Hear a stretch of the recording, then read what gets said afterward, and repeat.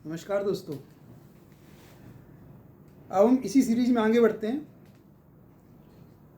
धारा 74 of CGST act. पिछली बार हमने बताया कि सेक्शन 73 में क्या होता है। सेक्शन 74 में टैक्स की डिमांड होती है किस केस में, अदर देन सेक्शन 73। सभी कुछ बाकी सेम रहता है, जैसे कि 4 इसके मेन कारण हैं।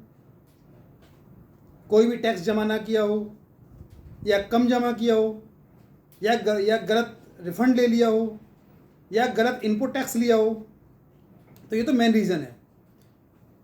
और इसका मेन रीज़न क्या है कि किस वजह से लिया है। कोई फ्रॉड किया हो, उसने कोई बिलफुल स्टेटमेंट दी हो, या सप्रेशन ऑफ फैक्ट्स हो। कोई भी इनमें से अगर ये 3 वर्ड इफ़ेक्ट करते हैं, जैसे कि उसने कोई भी टैक्स को इवेट करने के लिए सप्रेशन किया हो या फ्रॉड किया हो, तो ये सेक्शन 74 एप्लीकेबल होता है। अब क्वेश्चन का नोटिस कब तक आता है? इस सेक्शन का नोटिस जब भी आपने एनुअल रिटर्न फाइल की हो, उसके 5 साल के अंदर आपको नोटिस आ जाता है। लेकिन जो नोटिस की एक्चुअल टाइम मिलता है वो मिलता है 4.5 ईयर्स। कैसे कि उसको 5 साल से पहले कम से कम एटलीस्ट 6 महीने का पहले नोटिस आपको भेजना पड़ता है। इसका मतलब हुआ कि असेसिंग ऑफिसर के पास 4.5 साल का टाइम इफेक्टिवली मिलता है उसको, तो आपको नोटिस भेज सकता है। अब उसने नोटिस भेज दिया, उसके बाद क्या हुआ? यदि आपको पता लगता है कि आपने फ्रॉड किया है या कुछ भी एप्लीकेबल होता है, तो आप इसके अंदर स्वयं ही टैक्स पे कर सकते हैं। अब टैक्स पे करेंगे तो लाइबिलिटी, तो उसकी पेनल्टी क्या होगी? आपको टैक्स पे करना पड़ेगा, प्लस इंटरेस्ट पे करना पड़ेगा, प्लस 15% आपके ऊपर पेनल्टी ली जाती है।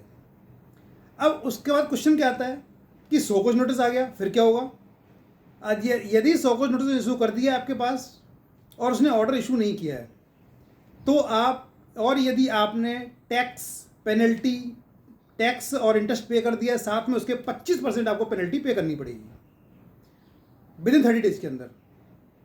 आपने 30 डेज उसके सो कॉज नोटिस निकाल दिया, साथ में उसने ऑर्डर भी निकाल दिया, तो फिर आपको टैक्स प्लस इंटरेस्ट प्लस 50% आपको पेनल्टी पे करनी पड़ेगी।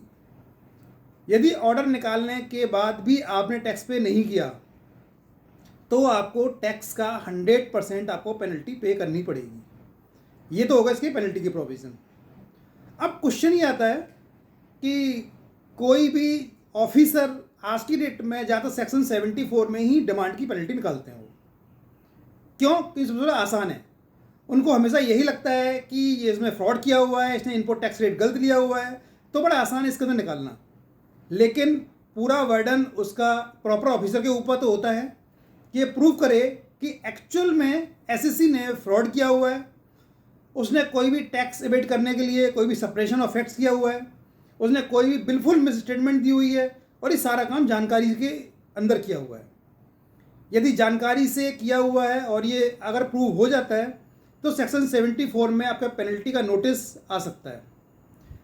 लेकिन यदि आपने नहीं किया हुआ है, तो आपकी फाइट केवल इस वजह से होती है कि ये बोनाफाइड है, ना कि मेलाफाइड। इस सेक्शन का मेन क्रक्स ही मेलाफाइड है कि जो भी सेक्शन के अंदर कवर होगा, उसका मतलब हुआ कि उसने जानबूझ के टैक्स की चोरी करने के लिए उसने ये काम किया हुआ है। उसने गलत इनपुट टैक्स पे किया हुआ है, कोई भी आउटपुट टैक्स पे किया, उसको पे नहीं किया उसने उसको। ये सारा काम जानकारी में होता है। जितने भी केस लॉज सेक्शन 74 के अंदर आते हैं, उसमें सप्रेशन की अलग डेफिनेशन दी हुई है, क्योंकि डेफिनेशन क्या है। लेकिन इस सेक्शन का क्रक्स ही यही है कि अगर ये सप्रेशन ऑफ फैक्ट्स है या उसने टैक्स चोरी करने के लिए स्पेशली किया हुआ है, तो इस सेक्शन के अंदर कवर होता है। तो इसलिए अगर कोई भी नोटिस आपके यहाँ आता है, तो आप ध्यान से उसको देखो, उसकी वैलिडिटी चेक करो। यदि कोई भी आपको प्रॉब्लम होती है, तो आप हमारी टीम से कांटेक्ट कर सकते हैं। बहुत बहुत धन्यवाद। यदि आपको हमारा कंटेंट अच्छा लगता है, तो आप वो सब्सक्राइब कीजिएगा। धन्यवाद।